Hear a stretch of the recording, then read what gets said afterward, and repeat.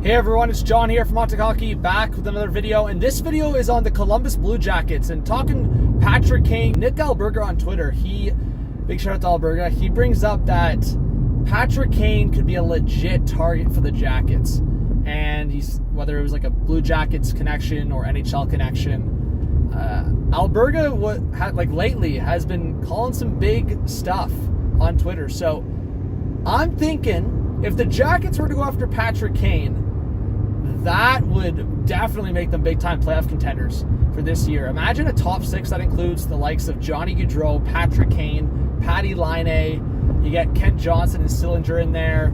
I mean, long-term even, that's gross. And even potentially if Kekalainen can move a Voracek and then Nyquist is done after this year, and they have some cap flexibility, I really think the Eric Branson contract was just dumb because it really stiffs you on more flexibility on making these kind of moves.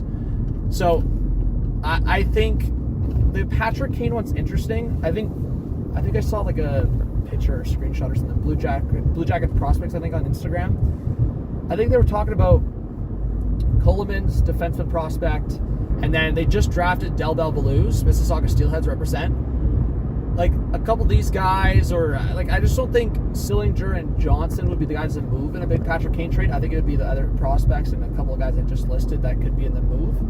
But I don't know. Again, the Jackets have such a growing prospect system here, and even they just drafted Voracek. So they've drafted a few pretty decent defensive prospects, and Sillinger, Kent Johnson, a few other forward prospects. I like the Del Belbelouz potential.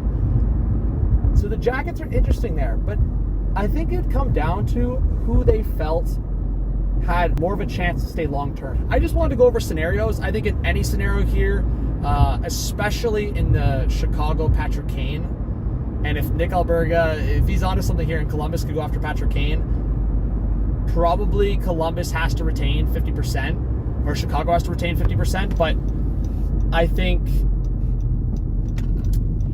yeah, I don't know. I think if Voracek's in the deal, then you could have Voracek and one of the defensemen going the other way. So that's the interesting part for me. Would it be Voracek and another piece, and then Columbus just takes the 10.5 from Patty Kane? Or would Nyquist go to Chicago, and Chicago retains 50%, and the cap still works in that scenario for Columbus? Let me know your thoughts, guys. Columbus targeting one of JT Miller or Patrick Kane. I think there's a conversation to be had there.